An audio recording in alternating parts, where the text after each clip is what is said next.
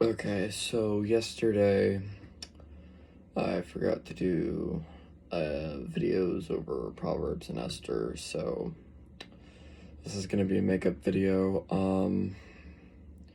Yesterday was rough. I ran 3.5 miles at 6:45.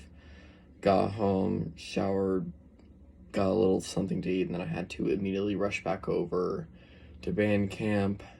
Then right after that, I went to a party at the library that my brother got into because he did a summer reading program. And then like 20-30 minutes later, we went swimming for 4 hours. And I got home and I was just dead tired. So I barely made it through a 40-minute episode that I was watching with my mom of a series called Closer. It's a crime show, but I came down here to my room. I was gonna film a video and then I just passed out. So this is gonna be makeup video for Proverbs 4, and then I'll do another one over Proverbs 5. So again, I'm sorry about this being a day late, but yeah, it's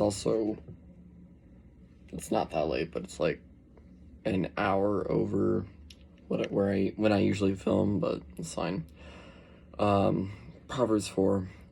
Hear, O sons, a father's instruction, and be attentive that you may gain insight. For I give you good precepts, do not forsake my teaching. When I was a son with my father, tender, the only one in the sight of my mother, he taught me and said to me, let your heart hold fast my words, keep my commandments and live. Get wisdom and get insight. Do not forget and do not return away from the words of my mouth. Do not forsake her, for she will keep you. Love her and she will guard you. The beginning of wisdom is this: get wisdom, and whatever you get insight. Prize her highly and she will exalt you. She will honor you if you embrace her. She will place on your head a graceful garland. She will bestow on you a beautiful crown. Hear, my son, and accept my words, that the years of your life may be many. I have taught you the way of wisdom. I have led you in the paths of uprightness. When you walk, your step will not be hampered, and if you run, you will not stumble. Keep hold of instruction, do not let go. Guard her, for she is your life. Do not enter the path of the wicked, and do not walk in the way of the evil. Avoid it and do not go on it. Turn away from it and pass on, for they cannot sleep unless they have done wrong. They are robbed of sleep unless they have made someone stumble, for they eat the bread of wickedness and drink the wine of violence. But the path of righteousness is like the light of dawn, which shines brighter and brighter until full day. The way of the wicked is like deep darkness. They do not know over what they stumble. My son, be attentive to my words. Incline your ear to my sayings. Let them not escape from your sight.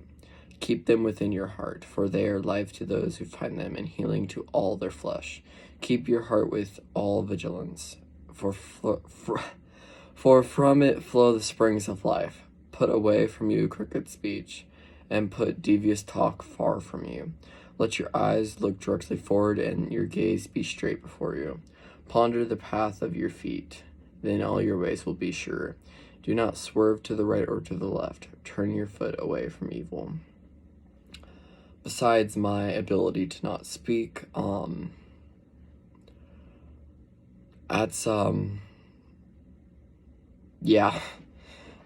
first part says that we should, it's talking about how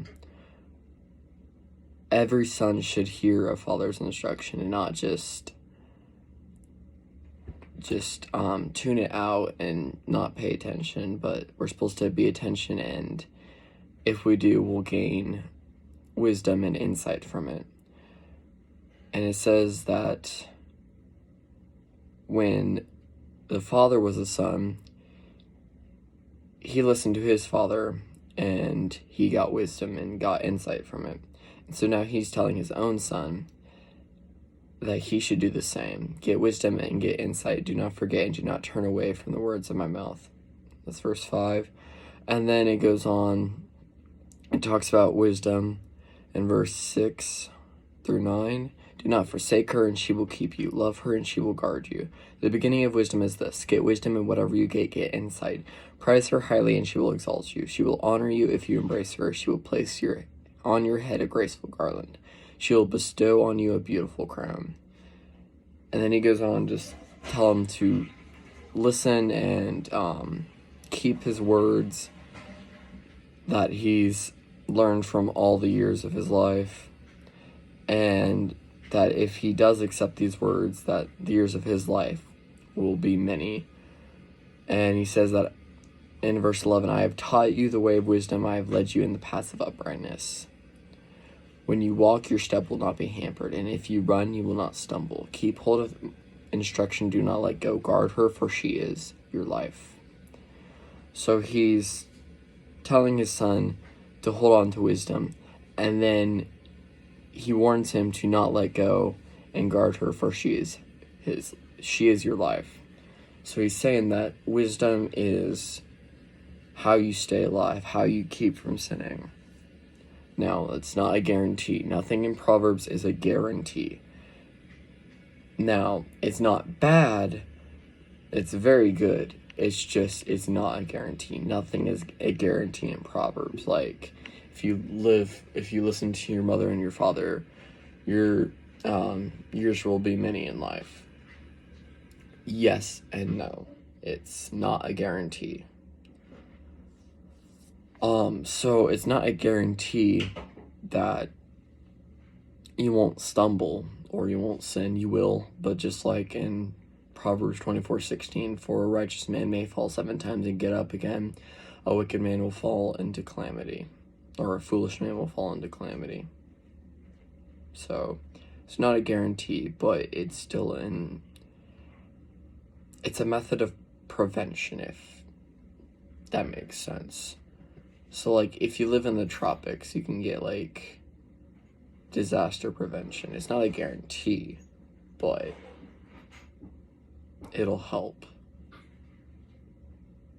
in the long run. I'm getting lost in what I'm saying, but then he goes on to warn his son even more. And 14, do not enter the path of wicked, and do not walk in the way of evil. Avoid it, and do not go on it. Turn away from it, and pass on. For they cannot sleep unless they have done wrong. They are robbed of sleep unless they have made someone stumble. For they eat the bread of wickedness and drink the wine of violence. But the path of righteousness is like the light of dawn, which shines brighter and brighter until the full day. The way of the wicked is like deep darkness. They do not know over what they stumble. So he's saying, don't even go near the path of the wicked, because you'll be drawn into it. You're supposed to stay away from it at all costs, because all they do is they do wrong. They can't sleep if they haven't hurt someone. All they do is, it says they eat the bread of wickedness and drink the wine of violence. So that's all they know. What you intake is what you output, I guess, is what they're saying there. So you're just supposed to stay away from that, because they'll try and take you in, and they'll try and convince you and seduce you to do the same things they do. Then he goes on in 20 through 27, still warning him about not going into the wrong path, and keep your feet on the right path, and don't go into a different one. I cannot speak or think. It's too late for this. Verse 26 to 27, ponder the path of your feet, then all your ways will be sure. Do not swerve to the right or to the left. Turn your foot away from evil. I apologize. I am exhausted, and it's hard for me to think right now, but I'm trying. So he's saying, make sure you think about everything you do before you do it. Ponder the path of your feet. then all your ways will be sure. So it's basically think before you do. Don't do something stupid without thinking. So it's like when you're a kid, you find a lighter and you go on YouTube and you see the people with lighter and the aerosol can and how it makes a big flame. And then you see the little kid finds the lighter. He's like, oh, I can do that too. And then he sets his house on fire. The house burns down. It's kind of like that think before you do situation. You need to think before you do. Think of the consequences. Think of what will happen if you do it. Think of the pros or cons. Think before you do, then all your ways will be sure. Then you know what you're getting yourself into, and you'll know what you're doing. Not just you do it and then you deal with the consequences later.